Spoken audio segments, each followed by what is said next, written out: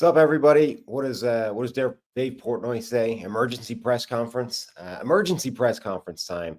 The NFL honors awards are out. They have been released. The votes have been known, and it turns out that my vote once again has been a little bit controversial and kind of important because it Drake Maye did not win MVP. Matthew Stafford won MVP, but the voting was incredibly close. It was 24 first place votes to 23 first place votes, and my first place vote went to Justin Herbert. Now, anyone that's been listening to the show for this season is not going to be surprised by that. We've been talking about it all the way through. Steve, by the way, is out at some kind of party. So I've bailed. I'm back at the hotel. I'm doing this emergency press conference to explain exactly what the deal is, and doing it on the laptop because the stream thing on my phone didn't want to work. Anyway, first few points. I've been saying this all the way through the season. Justin Herbert has been working behind the worst offensive line in the NFL, right? Now, anyone that's been listening to the show for any period of time knows I don't love the MVP as an award, as a concept, because value is in the name. You go back and you look at the ballot they send you, value is part of it. It's about the most valuable season, not the best, not just the best player, the most valuable, right? So immediately the voters, all 50 people, have to go out there and try and quantify what value is. And there's no way of doing that. There's too many dependencies on football. We always talk about all of the confounding variables, offensive line, receiver, coaching, weather, all these kinds of things, right? So it's an impossible task. We could have some shot of accurately quantifying best, right? But that's not what the brief is. The brief is quantifying value. So immediately you're off to a bad start. But that's what the task is, right? Now, I think there's an immense amount of value. You watch Justin Herbert this season, watch the number of plays where he is navigating an incredibly ugly pocket and delivering absolute dimes to receivers that did not take the step forward that people thought they would this season, to guys that weren't playing particularly well. I think Justin Herbert was the most valuable player in the NFL this season. But I also think Stafford had a good case. I think Drake Maye had a good case. I just think Herbert's was slightly better. So that's the first point, right? I think there's a huge part of that. Second point is there's a few, not just misconceptions, but there's all kinds of craziness out there, right? Number one, my vote did not cost Drake Maye anything, right? More people thought that he did not deserve MVP than thought that he did deserve MVP this season. Now, admittedly, it was only, and that's true, by the way, for every other candidate. Matthew Stafford won MVP, and 26 out of 50 thought that Stafford did not deserve MVP. So nobody had a majority here. So nobody had a divine right to this MVP. I think you could say there were several deserving candidates this season. There was no one guy who got screwed out of an MVP award because somebody else voted for somebody different. The people that say, you didn't even vote for one of the finalists. That's not how this works, right? The finalists is just the top 5 vote getters. They sent out the ballots, people sent in their ballots, and then based off the top 5 vote getters, they announce finalists or nominees for the award. They're done after the fact. Like, it's not like I went rogue off a list of 5 guys and decided to vote for somebody else.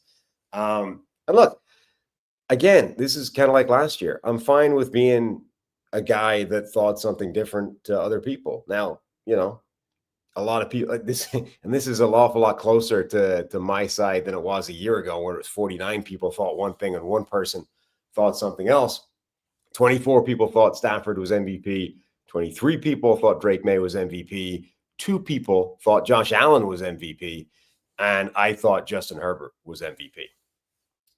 So again, you got to come back to value, right? Now, if it was up to me, I wouldn't have an MVP award. I would go back to the best player in the NFL, the most outstanding player, the Heisman, call it whatever you want. PFF calls it their Dwight Stevenson Award. It's just the best player. It's easier. It's cleaner. It's still not without its complications. You still have to compare across positions, right? What is a great season at quarterback relative to a great season at guard, relative to a great season at cornerback? That's difficult as well, but I think it's easier than trying to quantify value, which nobody has a particularly tight handle on. So it's immediately an amorphous concept that's going to be difficult to pin down. But I think when a guy is playing behind literally the worst offensive line in the NFL every week, it's a major issue. They had the most offensive line combinations in the entire NFL this season, the Chargers. They lost a Pro Bowl offensive lineman before the season even began. That combination does not even include Rashawn Slater going down. Joe Alt was the only competent lineman they had for half the season, and he got hurt multiple times. So it was a terrible offensive line.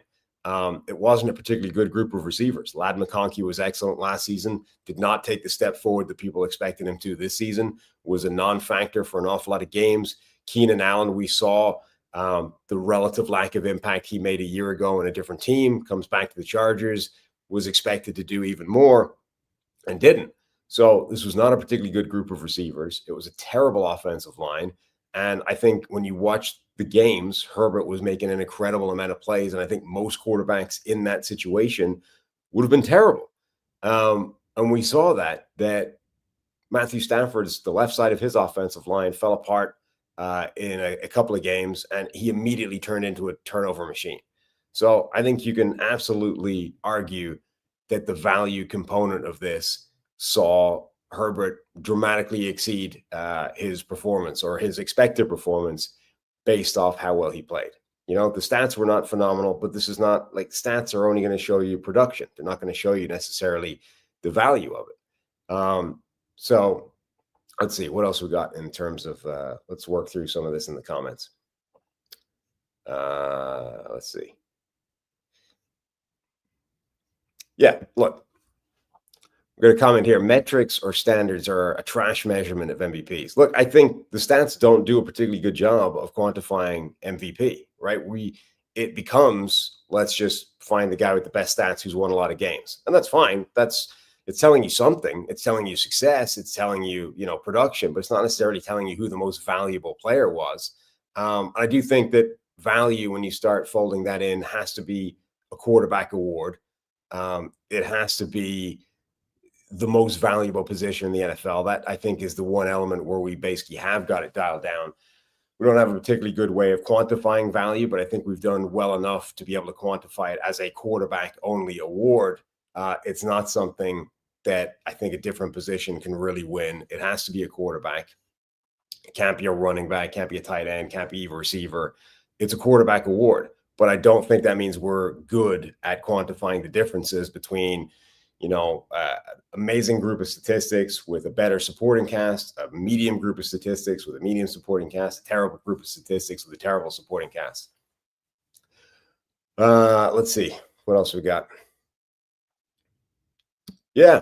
Look, there's something to that, right? If you're looking at just the stats, if you're looking at just the breakdowns, you're not going to see what Justin Herbert was doing. And I know we've been railing for years as former PFF people about, the eye test. You miss all kinds of things. And you do. Look, the eye test is not an infallible concept either. But if you're watching games, you are going to see Herbert making plays that do not get necessarily fairly reflected in the stats, right? You're missing a ton of stuff that he's doing. You're missing a lot of the pressure that he's under.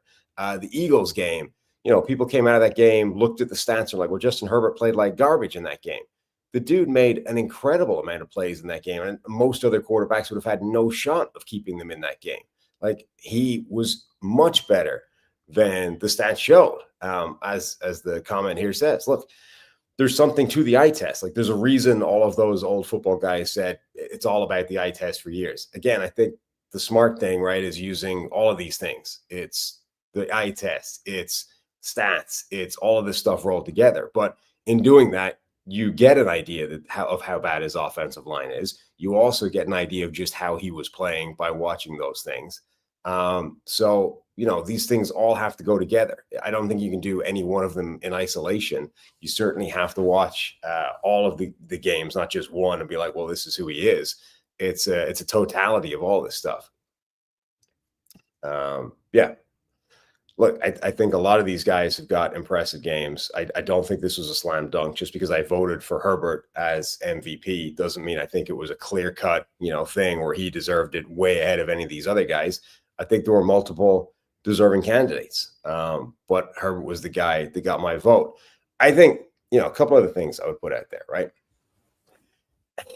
I would urge people not to go looking through my mentions at the moment because they are an absolute dumpster fire, a Chernobyl level meltdown, largely from Patriots fans. Look, I think we've got to do better than this kind of stuff, right?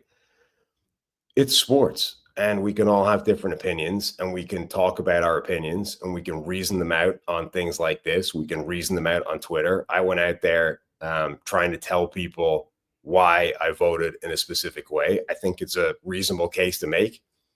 Most other people disagree. That's fine. But the idea that the first instinct you have when an award goes against, your favorite player is to go find the guy that did it and start hurling all kinds of abuse, racism. I'm pretty sure I'll get doxxed off the back of this on the basis that I was doxxed off the back of the last one. Like, this stuff is ridiculous. It's crazy that people's instinct is to do that. Like, go touch some grass, have a cupcake, take a drink, do whatever you need to. But like, that's unhinged behavior. Like, we have to be better than that as a group of people. That's absolutely nuts. I put out there immediately after my vote that I was the guy that voted for Herbert for a couple of reasons. Number one, we always said on our show that I would put the votes out there as soon as the awards came out, because that's when you're allowed to put them out. They don't want you revealing your vote before the fact. So as soon as the votes came out, I was happy to put it out there. Number two, like, I don't want it to be after the fact of everyone going witch hunting. Oh, let's find out who the guy was. I voted that way. I told people I was probably going to be voting that way. I ended up voting that way. So I just put it out there. It's my vote is the Herbert vote.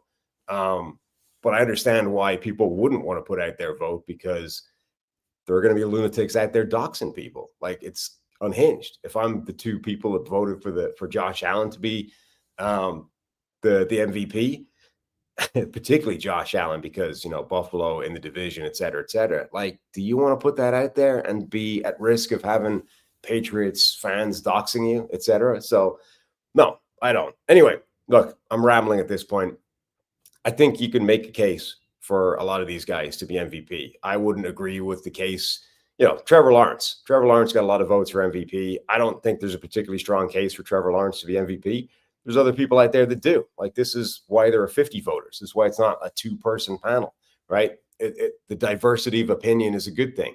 My opinion is, given the circumstance that Justin Herbert was working with, given by far the worst offensive line situation of any of these other candidates, I think Justin Herbert's value brought to that team, getting them to the playoffs, admittedly then having a terrible playoff game, but getting them to the playoffs and getting that offense to look as good as it did for periods this season demonstrates immense value from Herbert, in my opinion. I think Drake Maye provided a ton of value. I think Stafford provided a ton of value. I think there were three really strong candidates, and my vote went to Justin Herbert. So, I know most people don't agree with that, but that's my reasoning.